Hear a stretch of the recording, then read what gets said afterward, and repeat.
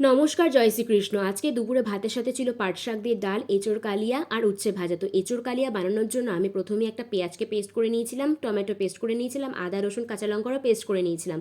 গোটা মশলা যেমন শুকনো লঙ্কা, জিরে, ধনে, গরম মশলা আর গোলমরিচ দিয়েও একটা পেস্ট করে নিয়েছিলাম। আর টক দইটাকে আমি চিনি দিয়ে ফেটিয়ে রেখেছিলাম। তারপর গরম জলের মধ্যে এঁচোড়গুলো দিয়ে দিয়েছিলাম নুন আর হলুদ, তারপর সেদ্ধ করে নামিয়ে নিয়েছিলাম। আর কড়াইয়ের মধ্যে আলুগুলো দিয়ে ভেজে তুলে নিয়েছিলাম। ওই কড়াইতেই দিয়ে দিয়েছিলাম সর্ষের তেল, আর তার মধ্যে দিয়ে দিয়েছিলাম সমস্ত পেস্ট করা মশলাগুলো এক এক করে, পেঁয়াজ বাটা, আদা রসুন কাঁচা লঙ্কা বাটা, তারপর দিয়ে দিয়েছিলাম গোটা মশলার যে পেস্টটা সেটা।